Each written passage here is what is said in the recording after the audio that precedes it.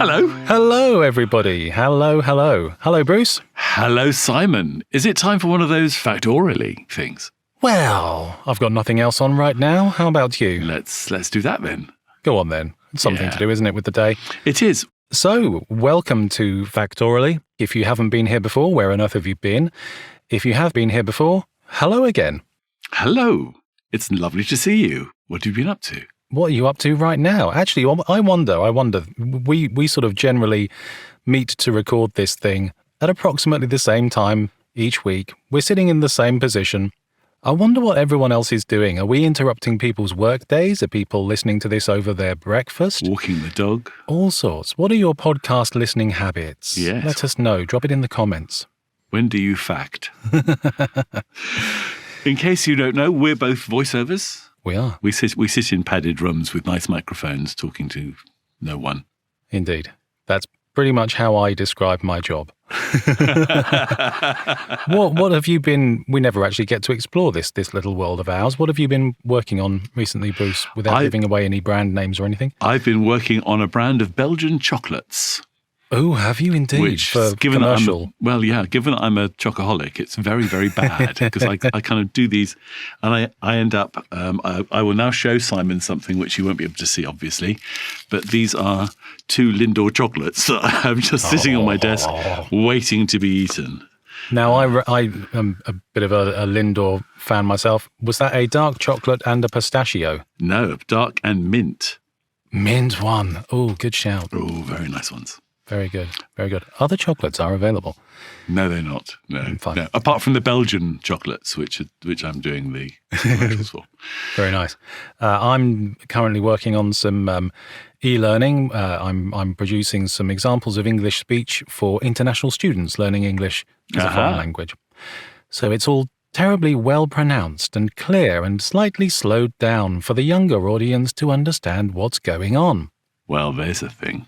Isn't it a thing? So that's us. We talk for a living, and then every now and then we come here and we talk to you, dear listeners, and we empty our minds, which are all full of trivial, fact-related nonsense, and we spill it out on you. This is true. Shall I mention briefly that today's episode on plugs may contain material that some people might find offensive, and you can probably guess which material that will be, given that it's about plugs. Oh, you decided to go down that route. I thought you were joking. Okay. Fine. Okay, so if you're listening to this and you've no idea what Bruce is talking about, maybe this is not the episode for you. I'm going to be very gentle with it, don't worry. Well done. Good. That's reassuring. Thank you. So this week we're talking, as I mentioned earlier, about plugs. Yes. Lots of different sorts of plugs. Do we know the etymology of a plug? Funny you should ask that. We do know the etymology of plug. It's another one of those words which was invented to describe the thing that it is describing. It's not one of those words that has changed and morphed much over the years. We first see the word written down, at least, in the 17th century. It's a mixture of German and Dutch. The original word is plog, so that's fairly standard. It simply means to stop up a hole. Yes. So it's a verb initially, to stop up a hole, to plug something, and then it became the noun, the thing you use to stop up said hole. I see. There you go. Because sometimes you can plug things, which means that you actually unleash a whole load of information when you're plugging a record, for example, or when you're plugging a book.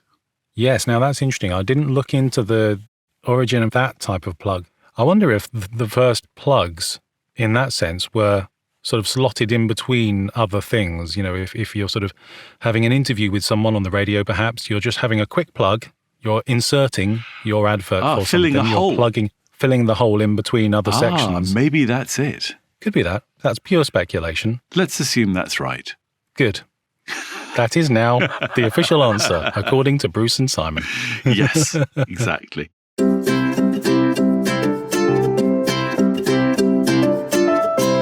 Talking of filling things in, plugs have been used generally they're used for water. So things like bath plugs. Yes. Or there are plugs in reservoirs.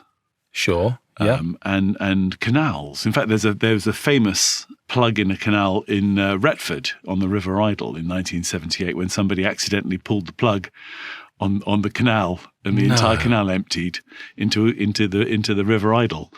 And then they had to try and work out where the plug was and put it back in and then fill the canal back up. Oh my goodness. I'm not totally convinced I knew that was a thing. So canals have plugs. I mean, it sort of makes sense, doesn't it? Canals are man-made items. They're filled with water, either completely artificially or they're led into by a nearby river or whatever it might be. But there's actually a plug hole. There are actually plug holes in canals. Generally, they vent into nearby rivers. Yeah. But if you went to an aqueduct, and I'm sure there must be plugs in aqueducts where you could kind of pull one out and all of the water would drop down like several hundred feet into the valley below. With a satisfying gurgly swoosh as it goes. Now, would they go clockwise or anti-clockwise? I suppose it depends on where in the world you were. See, that's what most people think. It's not true. Gasp. Generally speaking, I mean, I have actually been to the equator. Right. And with two sinks, one either side of the line of the equator. You took the sinks with you? No, they were there ready to be used by visitors. I mean, I pack a lot when I go on holiday, but technically the kitchen sink is not one of the things I pack. And they showed you that if you just pulled the plug out, they would go at random, either clockwise or anti-clockwise, regardless of which side of the equator you were on. But it's all to do with literally how you take the plug out.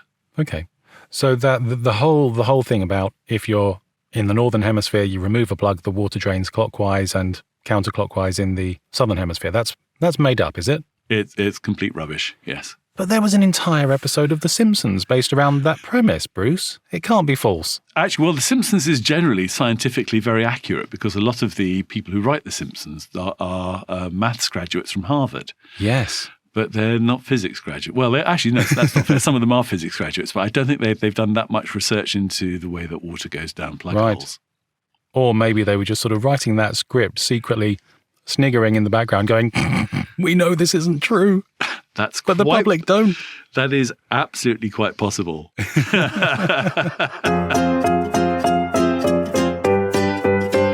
And then they use plugs in mines.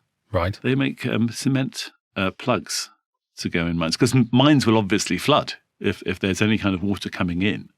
Mines. Okay, I was thinking of like a minefield. Ah, right. Yes, sort of mining sort of mines. Right, mines. Yes. Okay. So yes, if you're mining and digging holes in the ground. So if you get below the water table, the water will actually just fill the mine. So you need some way of pumping that water out, or having a plug hole where the water can actually exit the mine through a plug hole. Right.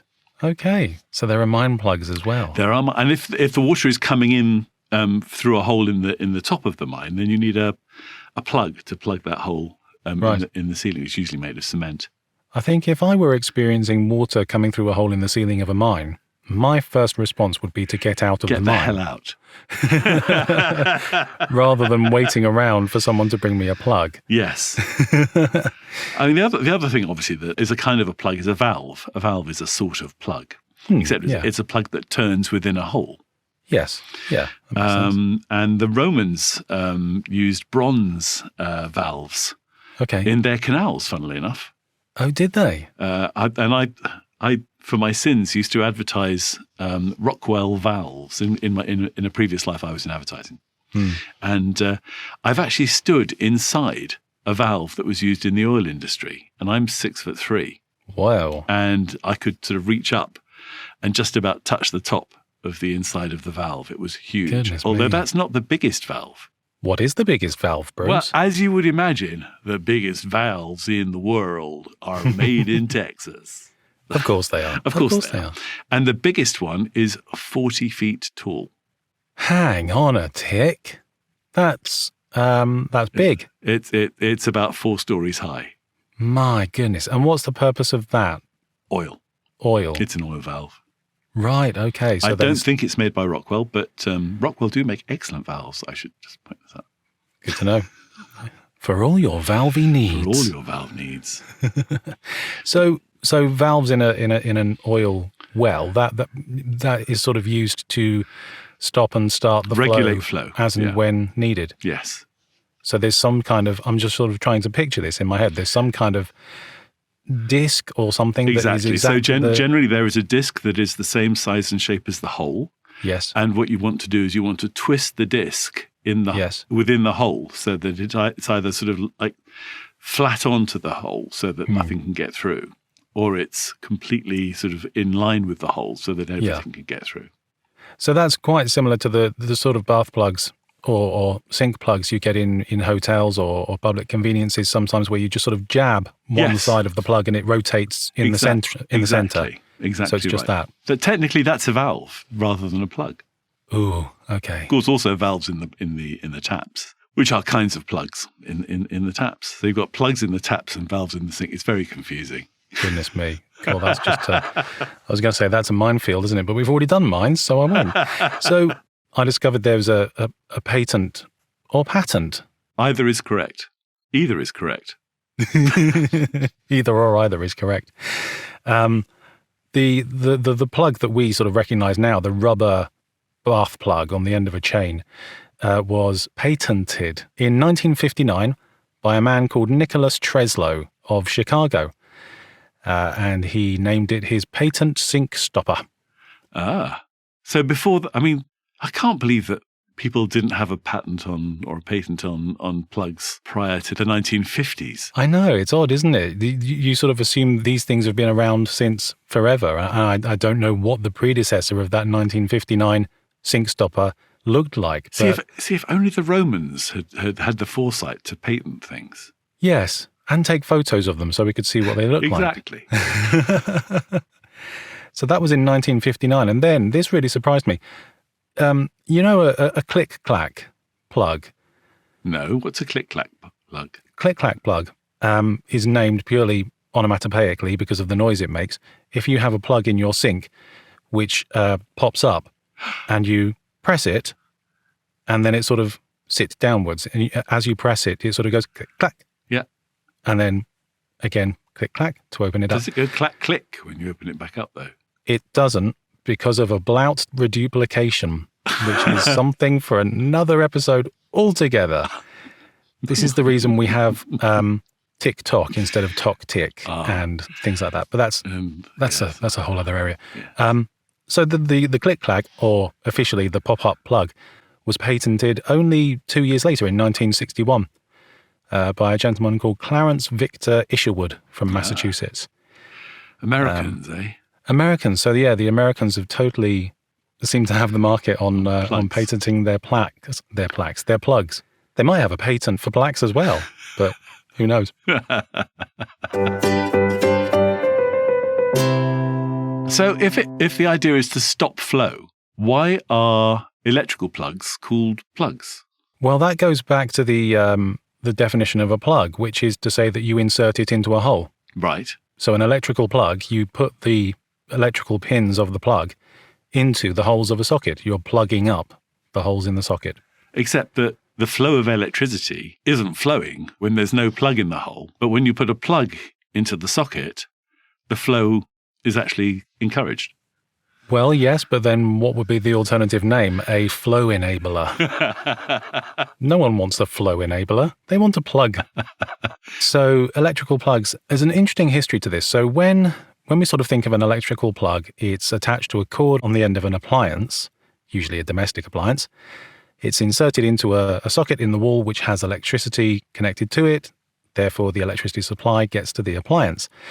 But when electricity first came into homes, it was purely for lighting. It wasn't for powering appliances. It was purely for lighting. Right.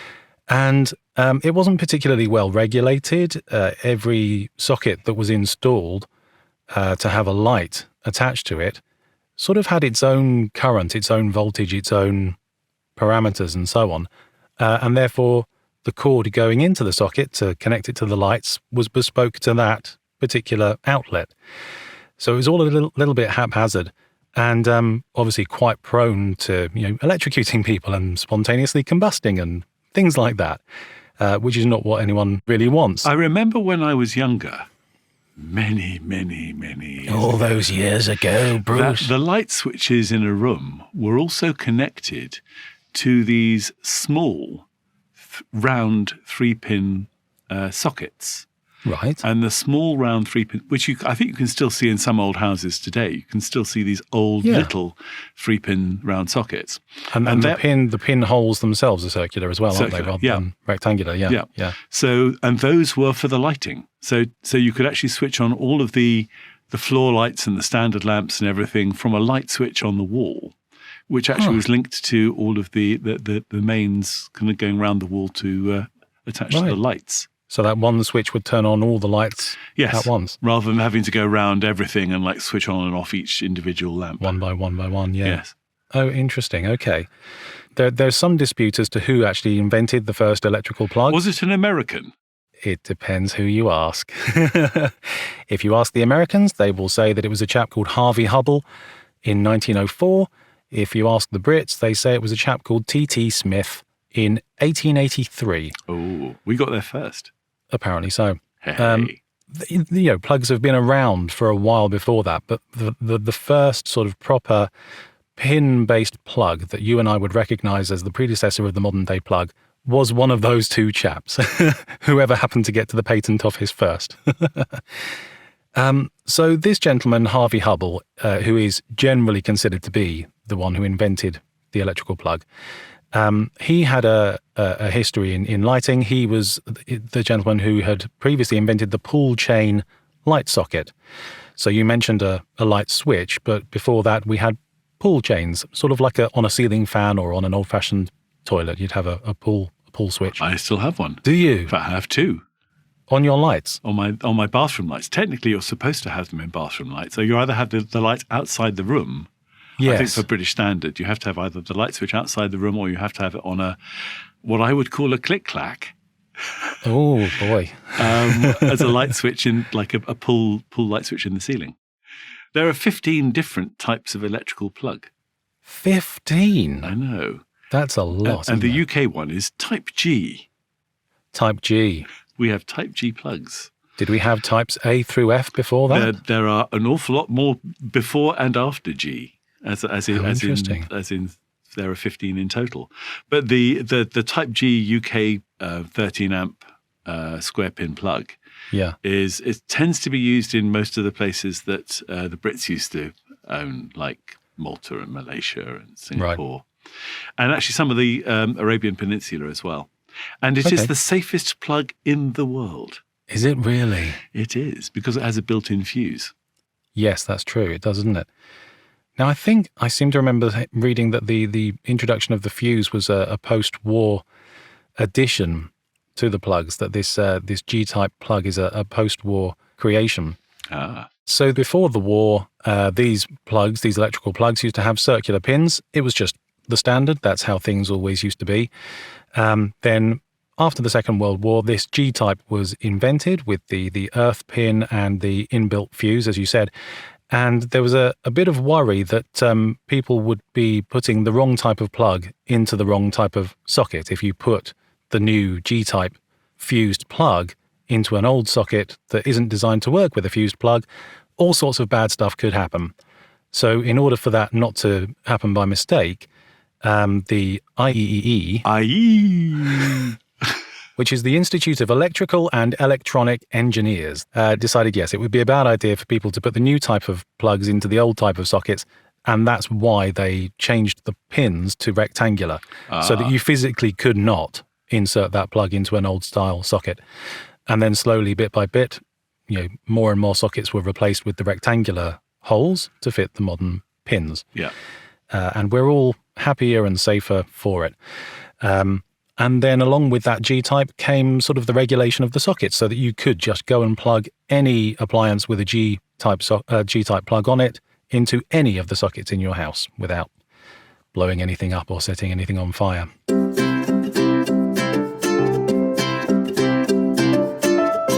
So we did mention at the beginning of the show that we would be talking about something a little bit risque. We did, yes, we did. And there is a sort of plug that has been around since about sort of like 3000 BC. No. And used by Sumerians. And there's actually a bill of sale for a plug that is... okay, this is... Go on, just say it. Okay, it's a butt plug. There we go. There we go. Okay. And the Sumerians were known to use them as almost on a sort of religious basis. Really? There is one of the Egyptian hieroglyphs that they use called the Eye of Horus. Right. And I have discovered that what the Eye of Horus is actually Egyptian slang for your anus. Oh, really? And so the Egyptians believed that the Eye of Horus should be blinded once a day at least. And actually there are jeweled butt plugs. And they were recommended medically as well. Right. For constipation relief and cure for hemorrhoids. Okay. I can imagine there were people who had more hemorrhoids than they probably had in order to get the excuse to go and use the jeweled. It's actually called a cabaram. The jeweled Cabaram, how are we spelling that? Kabaramn, I believe. Okay, cabaram. Cabaram. Yes, and that was a jeweled butt plug. Right, okay. So they've had sort of clinical, medicinal, and possibly even religious purposes in the past. Yes. Presumably these days they're just used for fun. They are used as toys, yes. Recreational means. Yes. But I have a friend who's got one of those lovely glass display cabinets, which is normally full of like mice and figurines and beautiful bits of crockery. And his is actually full of butt plugs. He's got an entire display of very interesting and unusual butt plugs. Right, okay. What other form of plugs have you found? I had a little bit of a search down the line of earplugs.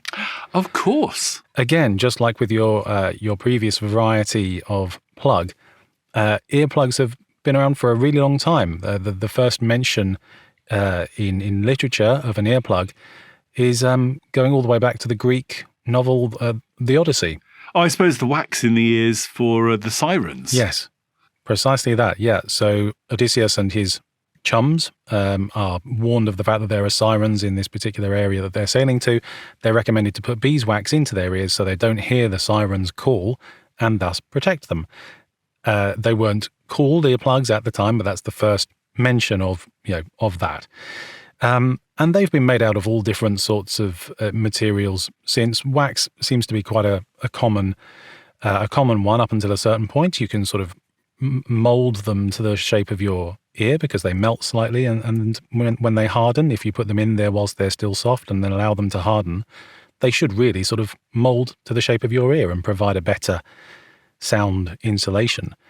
In 1962, a couple called Ray and Cecilia Benner invented the first silicon moldable earplug, which I guess is sort of the modern day equivalent of the beeswax ones. And then the sort of material that we use now, it's that kind of squidgy, foamy, it's almost like a memory foam type material. Yes.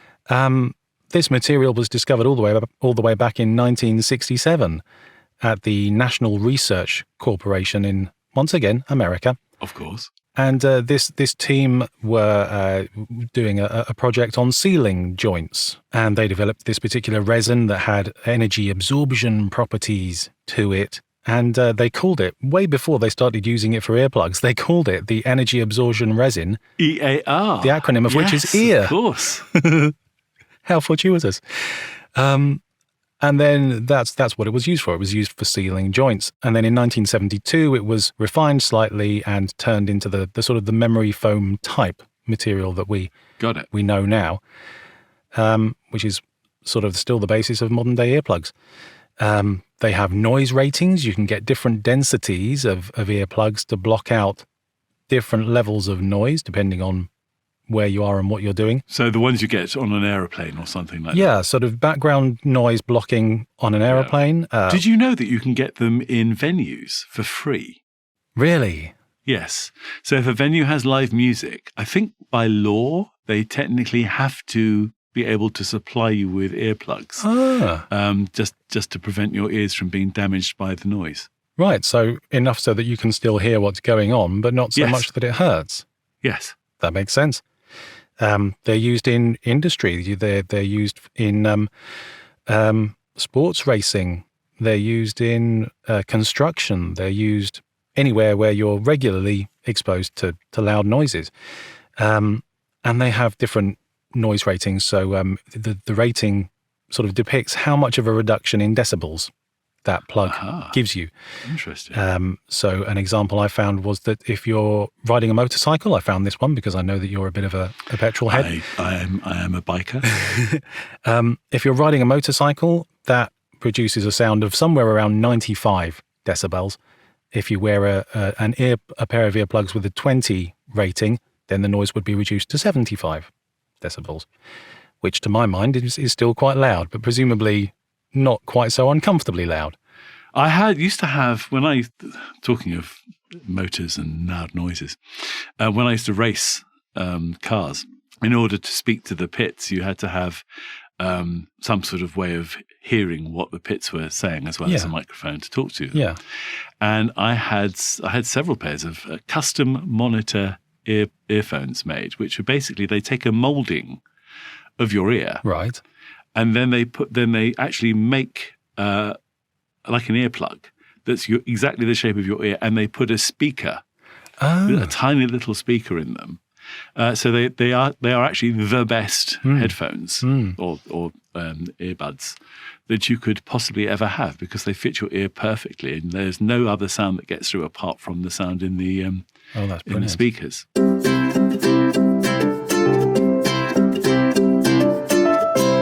So there we go. That's lots of different types of plug. Do you have any other plug-related info for us, Bruce? I don't, but I was just thinking, when you were mentioning earplugs, I was thinking about nose plugs as well, for sort of like if you're doing something which is in a very smelly environment, you can plug up your nose with a nose plug. Can you? You can. I didn't know that. It does make you sound very weird. I would imagine. Talking like that the whole time. but nose plugs are a thing.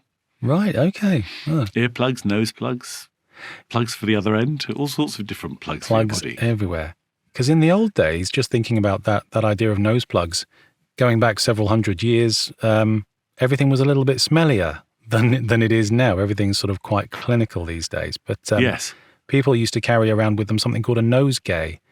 I've heard of this. This is like something that you sort of smell to avoid the noxious smell. Remind me? Yeah, so you pretty much bang on. So it's a little, is posy the right word? I think it probably is. I'm going to go with it is. A little cloth bag or a pouch, or sometimes like a mobile potpourri. A mobile potpourri. There you go. Best way of describing it. A little bag of herbs, spices, petals, whatever it might be, that you could hold up against your nose and use it to mask the smell of not necessarily the countryside, because that's quite a nice smell, but if you're walking through central London a few hundred years ago, it's probably not so sweet. And they even had some of these nosegays could fit to the end of your cane, your walking stick. So you would just hold your cane up against your nose, and it would make everything smell better for a short while. Or alternatively, just fill your nose with wax. There you go. Simple. Well, there we go. I think we may well have just had the longest conversation anyone has ever had about plugs. If all of our dear listeners have enjoyed listening to us rabbit on, please do all the things you're supposed to do with podcasts. Give us a plug. With your friends. Indeed. Review us. Like us. Share us. Comment on us. Things. Yeah. All those sorts of things. Don't leave us on the end of a chain. No. Dangling around the taps. So thank you very much. And we look forward to seeing you next time when we talk about something else. Indeed. At random for about half an hour. Give or take. Yeah. Thank you for joining us. See you next time. Thank you. Bye-bye. Take care. Bye-bye now.